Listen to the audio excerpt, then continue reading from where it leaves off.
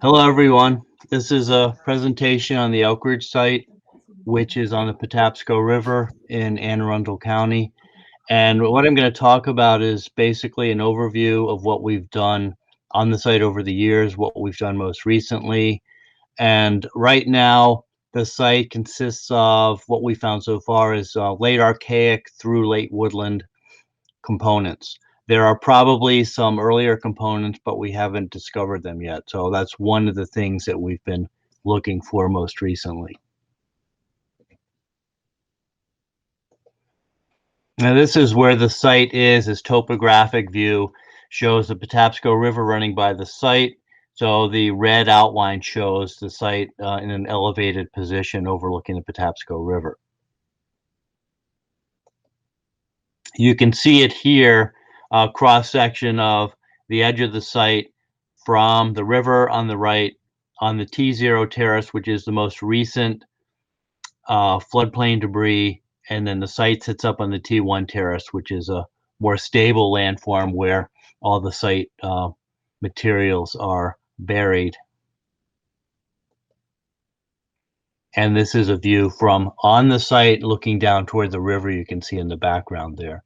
So the site consists of these mostly hearth and small feature occupations which overlook the Patapsco River at a confluence, which you can't see here. There's a stream that runs into the Patapsco just past where these people are screening. Now, stratigraphically, this is what the site looks like. If you look in the top of this slide, you see a sea horizon. That actually is the 1972 Hurricane Agnes flood, which dropped all this sediment here on top of the site. Below that, you have the humus from the original ground surface before the Hurricane Agnes flood. And then below that, you see AP, which is the plow zone. You can see that sharp line that divides the plow zone from the subsoil here. Now, in this particular spot, which goes down over a meter to the gravels down here, which is the original riverbed, we have some potential for buried archaic materials here. There's a cambic B horizon here. We've only done a few of these deep tests. In some areas, we hit bedrock. So it's not possible for us to dig this deep. In other areas, we can.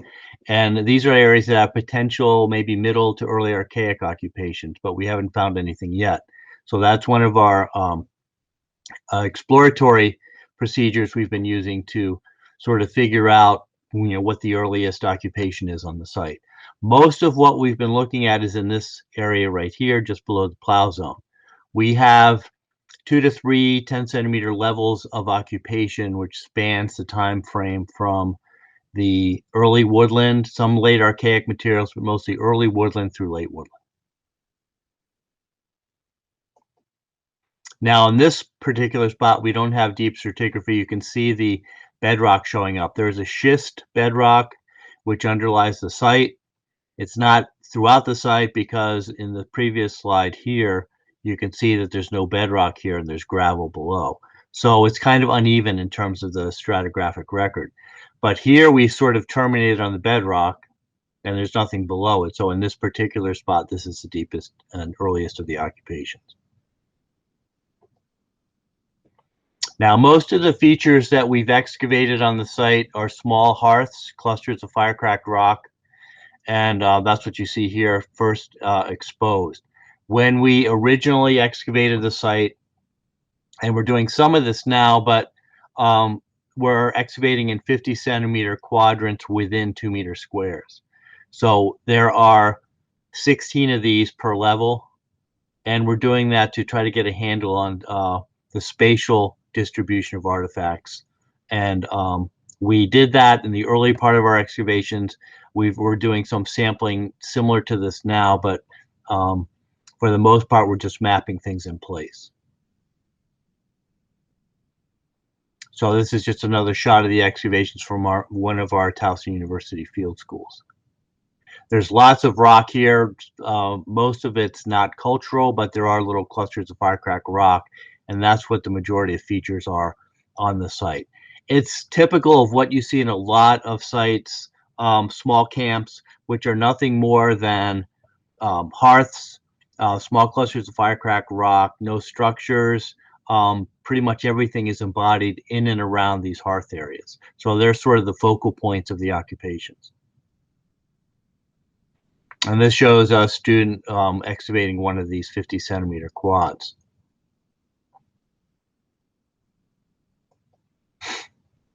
Now, these are hearths that have been exposed and pedestaled. So they're not very large. We found no datable charcoal. So it must be something in these soils. You're not getting any preserved charcoal. We've gotten literally no radiocarbon samples to date this. We are getting lots of diagnostic artifacts, but we're not getting any datable charcoal.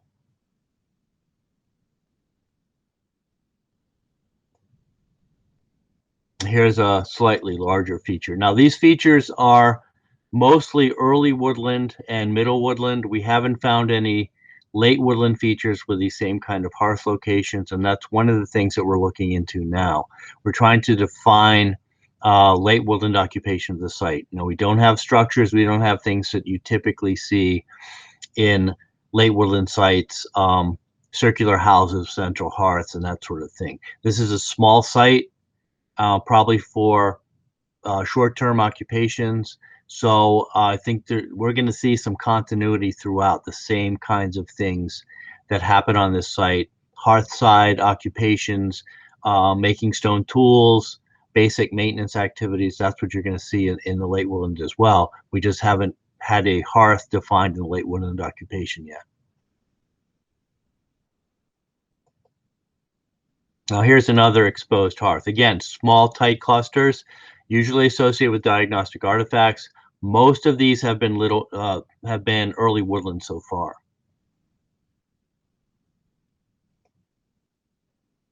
And here's another one here. So these are all small, well-defined hearth locations. Now this is in the when I showed you the stratigraphic cut. This would be in the first 2 to 3 10-centimeter levels below the plow zone. None of this is very deeply buried, but it is undisturbed, so we are getting discrete hearth features. And here's more here. Again, not huge hearths. They're not platform hearths like you tend to see in late and terminal archaic occupations. These are very small and very well defined.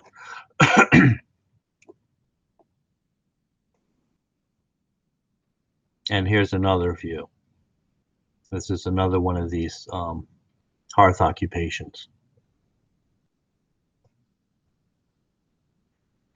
Now, the basal part of the component in most of what we've excavated so far has terminated on this bedrock surface here.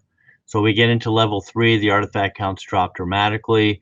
There is some compaction of stratigraphy, so we are seeing some mixture of components. That's one reason why we were excavating in 50-centimeter quads. We were trying to sort out the distribution of artifacts across the site. So we thought maybe we could separate out components that way.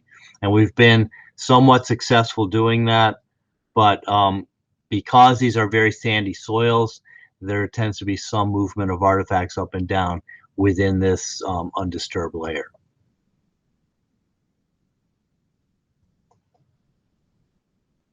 This shows a good depiction of the sea horizon which overlies the entire site. This is, again, this is the Hurricane Agnes flood. This is the some of the debris that washed over top of the site during the 1972 flood, which covered the topsoil and plow zone of the site. Let me go back to that. And then this is the undisturbed levels below that until we start terminating on bedrock. You can see some of the schist start showing up in here. So stratigraphically, it's not a very deep site in most areas. We do eventually expect to find some more deeply buried occupations, hopefully middle to late archaic, at least, because we do get some pretty good soil development in a few of the tests that we've done that have gone down 1.5 meters. Okay, artifacts. The diagnostic artifacts and ceramics include primarily Acake. In most areas, that's been one of the more abundant types of ceramics that we've come across. And they tend to be associated with teardrop projectile points in some of these hearth-associated occupations. So Acake is predominant. We also get, on the other end of the spectrum, we get some Townsend ceramics. This past summer, we got a lot of Potomac Creek ceramics. These are all within those 2 to 3 10-centimeter layers beneath the plow zone. That's where the majority of this material is coming from. So these are the Townsend ceramics. And we have Pope's Creek. I think there's a couple of sherds of Marcy Creek in here as well. This one in particular, it looks like soapstone temper, but we are getting a fair amount of Pope's Creek ceramics as well. These are some of the, I don't have illustrations of these right here, but these are some of the other types of ceramics that we're finding. Potomac Creek in the last couple of years, Wolf Neck, the quartz tempered wares. We are getting a little bit of Mockley and some Marcy Creek as well. We're also seeing throughout these excavations a number of soapstone bowl fragments. So we're getting a pretty much good cross section of most of the early ceramics that you see in the Middle Atlantic coastal plain.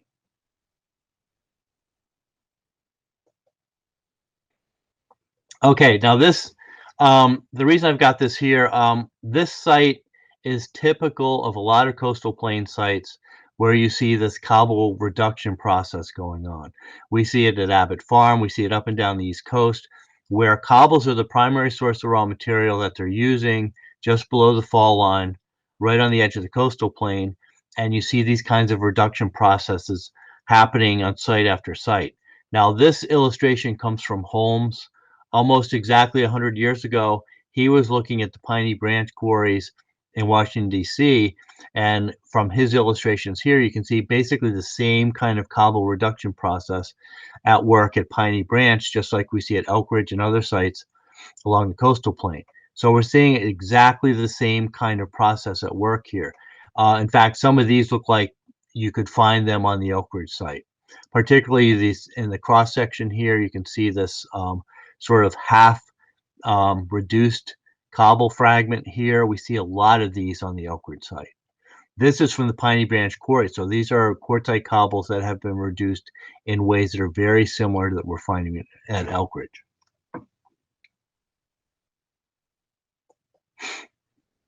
Now, the raw materials that we find, the majority are either quartz or quartzite.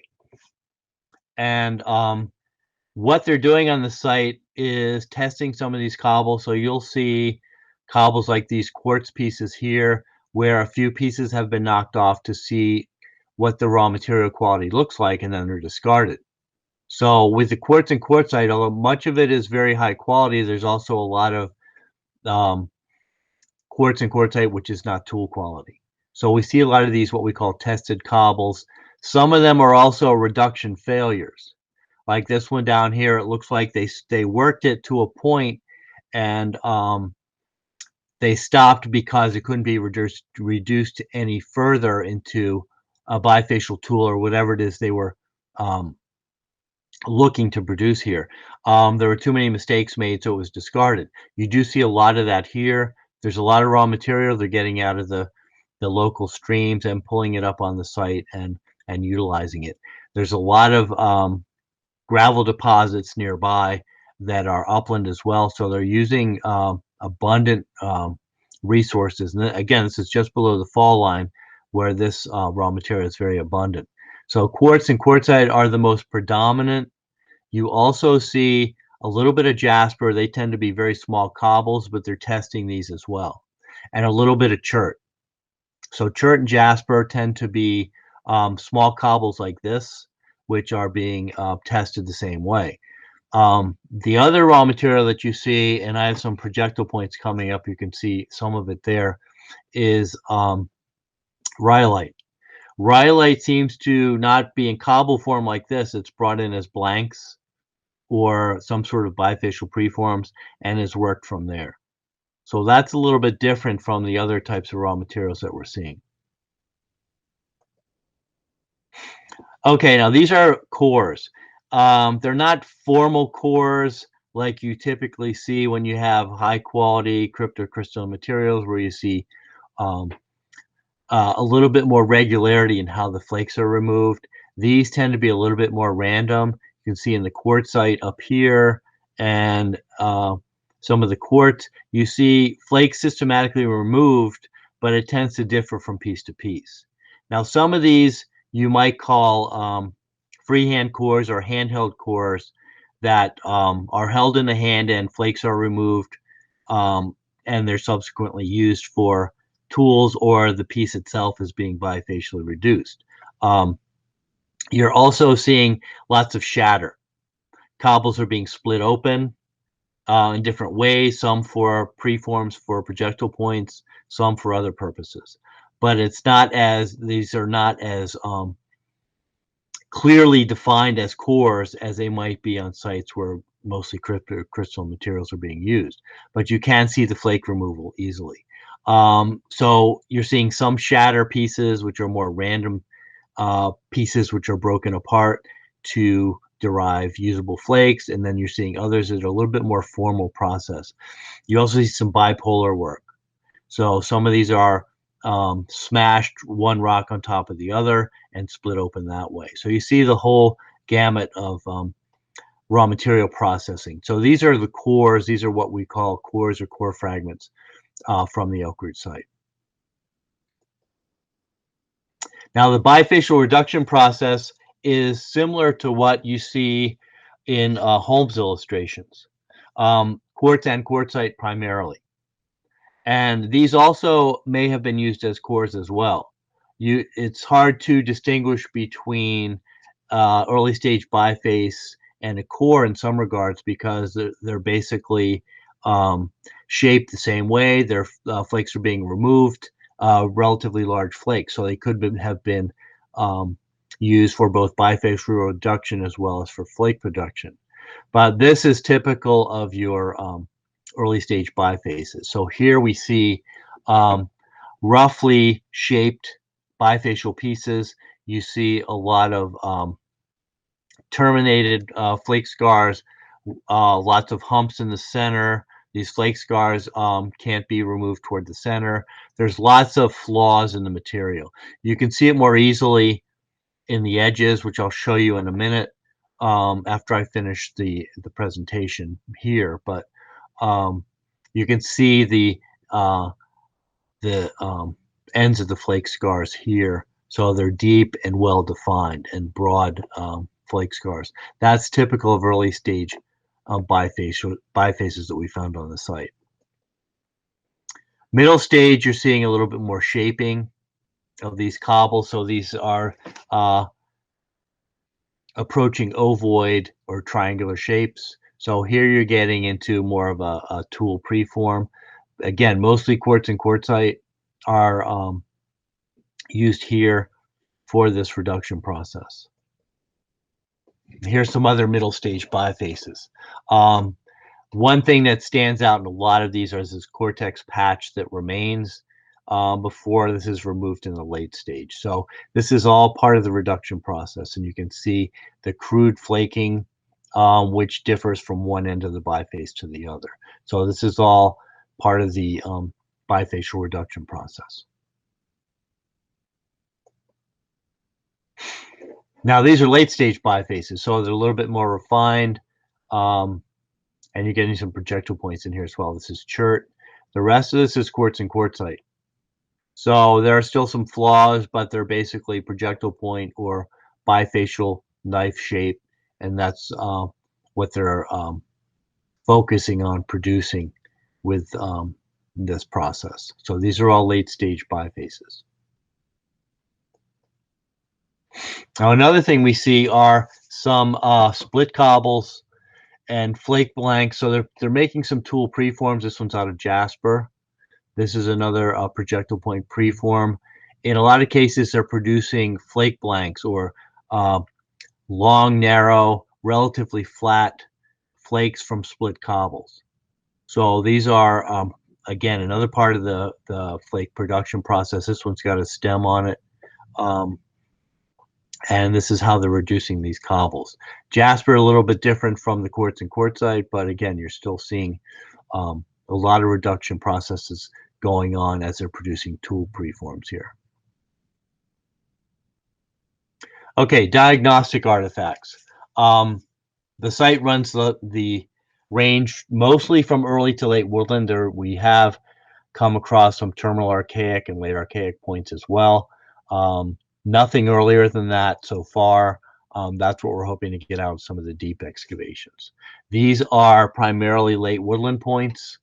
And we see them in both chert, quartz and quartzite, some in jasper as well. Very few in rhyolite. Rhyolite tends to be used for most of the earlier stemmed and notch points. So these are your diagnostic late woodland points. Here are some of your fishtails and expanded stem points we're finding associated with the early woodland occupations. And there's a variety of styles represented here.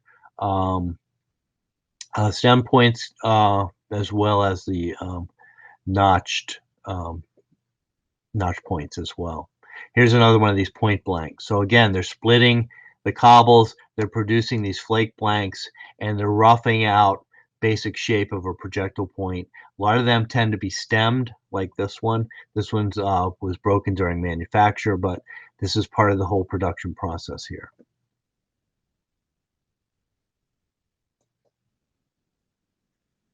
Okay, here's we find a lot of these teardrop points. Here's one that's broken off. These typically are associated with Acake ceramics, so these are early woodland. This is the tip of a rhyolite point here, and here is a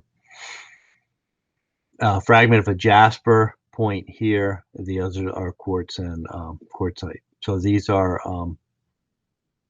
the most typical forms here that we find the teardrop points. Here's some of the rhyolite. Rhyolite tends to be stemmed in side notch forms like you see here. These are primarily associated with early woodland occupations. And you see comparable styles in quartz and quartzite as well. Now the rhyolite's brought in as blanks. In this next slide, you can see these larger bifaces. This is probably how they're bringing in the rhyolite. They're not finding it in cobbles. We don't have any rhyolite cobbles that they're reducing like they do with the quartzite, jasper, and chert. It's brought in this form, and then they're reducing it into points like this. So that's part of the reduction process, different kind of reduction process for the rhyolite materials. And these are some Fox Creek point fragments. This is rhyolite and this is quartz here. So this would be associated with some of the Pope's Creek material that we found on the site.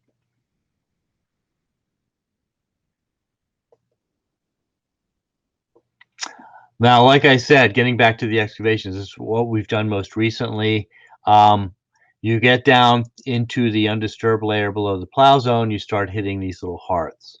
This is pretty much everything we found like this from Late Archaic through Middle Woodland. We haven't found too many discrete hearths associated with the late woodland occupation yet, but the last couple of years we've been working in areas that are producing more late woodland ceramics, so we're hoping to find some sort of late woodland features in that area. But so far we haven't come up with anything comparable to what we see in the earlier occupations. Now here's another exposure of this hearth. This is typical. Sometimes you get these tight clusters of rock and there's not much around them except a few scatters of cobbles, but that's about it. That's pretty much what you see. Okay, this is more recent excavation. So here we're pedestaling some of these hearth clusters at different levels. These are all early woodland occupations here.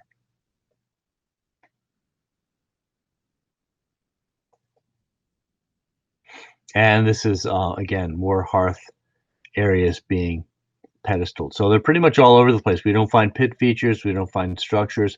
It's pretty much hearth-focused areas throughout every component that we've investigated so far. So that pretty much dominates the kinds of features that we find on the site. We haven't found much beside that, but again, this is typical of what you should find at most of these small camps.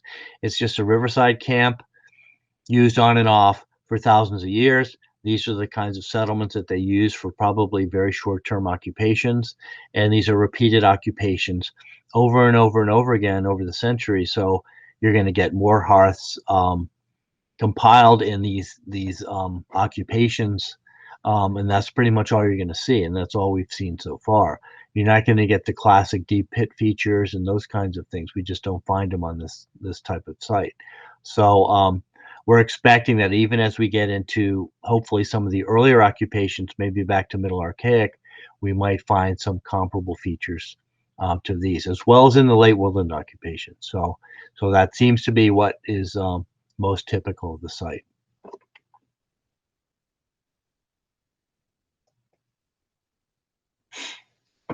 So this is a scatter of what we were encountering in last summer's excavations. Unfortunately, we weren't able to continue it this summer, but these are again more early woodland associations. Most of the ceramics we found in association with these are either Acake or some variant same time frame.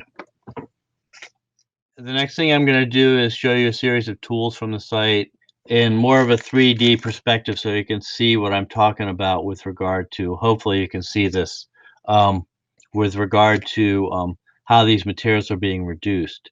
Now, I'm going to start with the bifaces, early, middle, and late stage, and then I'm going to show you some core examples and a couple other things. So I'm going to start with the early stage bifaces. So if you look at this one right here, if you can see that, and you look at the edge of it, it's kind of rough. So this side of it is still mostly Cortex, just like in Holmes' drawing from 100 years ago. This side has been reduced. So it's the same sort of thing that Holmes was illustrating. And the edges are very wavy and uneven. That's an early stage biface. So they're basically taking high quality raw material like this and reducing it systematically in bifacial form. So this is one example of an early stage biface.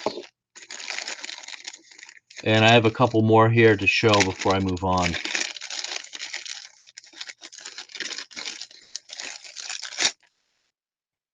Oh, here's another one. This face has been completely reduced. When you turn it over to the other face, this is almost entirely Cortex. And there are some flake scars right here. When you look at it in cross section, very uneven. You can see the Cortex on this side and the flake scars over here. So again, early stage biface. This is really starting the reduction process. These could also be, you could call them bifacial cores if you wanted to, but it's all part of the same process. Reducing this locally available, mostly high quality raw material into usable tool forms. Here's another one. Same thing. This is repeated over and over again on the site in the different components. This is mostly Cortex. This is completely flaked. It already has this ovoid shape, which is typical of a biface. And the edges are wavy but uneven. They tend to be a little bit more symmetrical, but still wavy in middle stage forms because they're getting rid of the flaws. But at this stage, they're basically just roughly shaping it. So those are the early stage forms. And again, they could be for the purpose of producing a tool, or they could be for just producing flakes. So you see what could be termed bifacial cores in that regard. Okay, these are middle stage bifaces. Now let me show you the difference here. That's a middle stage biface. So both sides are mostly flaked. As you can see, there's a little bit of a Cortex patch right there. That's not completely flaked. If you look at the edge, it's thick. It's still not that refined. but it's beyond what you see in an early stage biface. So you're making some progress here in terms of biface reduction. Eventually, this could be either a projectile point or a knife or some sort of cutting tool. But right now, it's a little bit too crude in its form to be a good usable tool, unless you're using it as a chopper. But so that's typical middle stage biface form.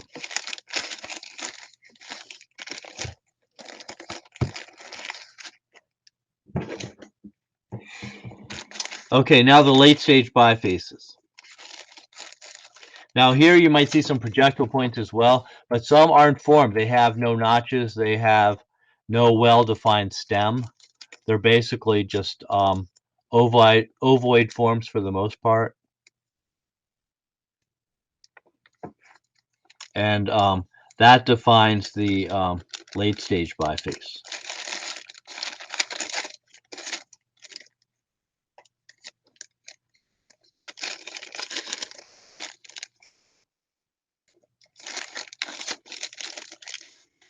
I had these bags open, I could.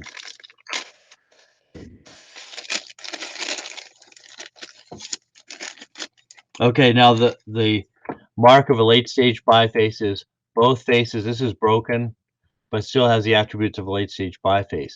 Now the difference between this and the earlier stages is you've got a straight line for an edge. That's what they're going for in producing these, and that's what you would see on a projectile point as well. So in this and many other pieces, it's thin, it's fairly symmetrical both in cross section as well as in its outline form. So that's the late stage biface form.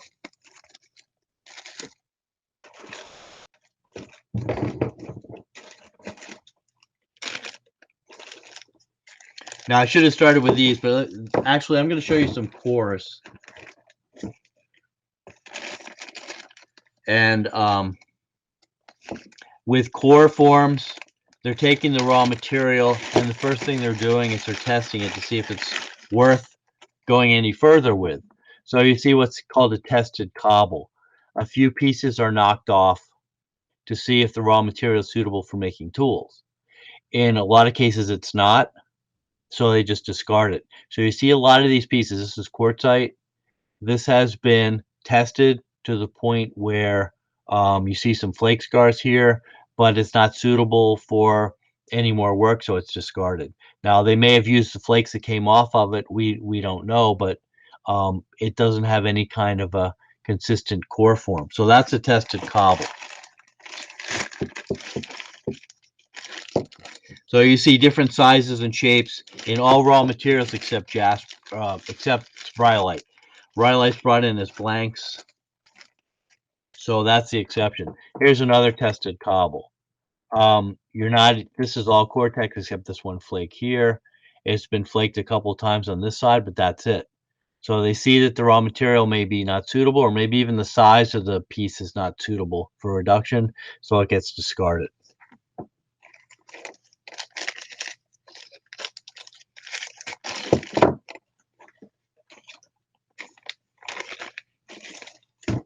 Now the next step is a little bit more formal core, and that is what we tend to call a freehand core, meaning that you hold it in your hand. So in this case, you've got numerous flake scars off of this face, but not here. So there's systematic flake removal from this side, but not the same way with every piece. The raw material has a lot of flaws in it. It's not as easily nappable as cherts or jaspers or those types of cryptocrystalline materials, but it is consistently worked out into this freehand core form for flake production. So this is an example of a freehand core.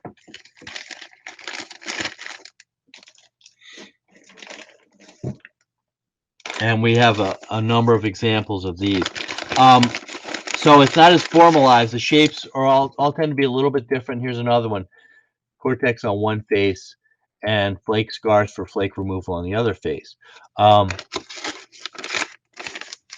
So that's what you typically see with the freehand cores.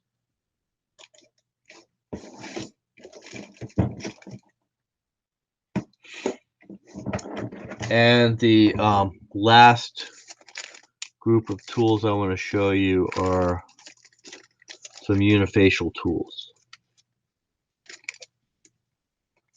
So some of the flakes that are being removed from these cores are subsequently modified into scrapers, cutting tools. These are unifacial because they're flat on one face.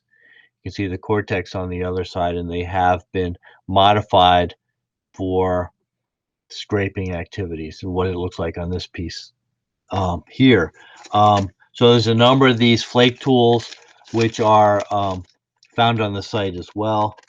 And then the diagnostic artifacts I showed you in the PowerPoint. So I'm not going to show you more of those, but basically it runs the sequence from Late Archaic through Late Woodland. Those are the kinds of diagnostics we see. So anyway, I don't know how well you can see these, but that's basically what these tools look like. That's the majority of the assemblage along with the debitage. One thing that I should note with regard to the cores, a lot of these are difficult to even call cores. There are big chunks of shatter that are used for flake removal, for flake production, but they don't exhibit the types of attributes you typically associate with cores. So there's probably more shatter categories than there are core categories that you see from one component to the next. But a shatter is pretty much typical. The raw material has lots of flaws in it. In spite of the high quality, there's lots of flaws, and they have to work around the flaws. So you do get a lot of sort of informal pieces of shatter that are part of the reduction process. So anyway, that is pretty much it for the Elkridge site presentation. One thing, again, I should emphasize is this kind of process and reducing cobbles is pretty much the same up and down the coast. I mean, from in eastern woodlands, coastal plain, you see a lot of the same kind of reduction process. Abbott Farm has some classic examples in New Jersey, but we see it in Maryland here. We see it to the south as far as North Carolina, South Carolina, same kind of reduction processes at work. So thank you for, I wanted to do this hands-on, but thanks for listening anyway. Maybe at some point we'll be able to pass some of these things around. You can actually get a closer look at them.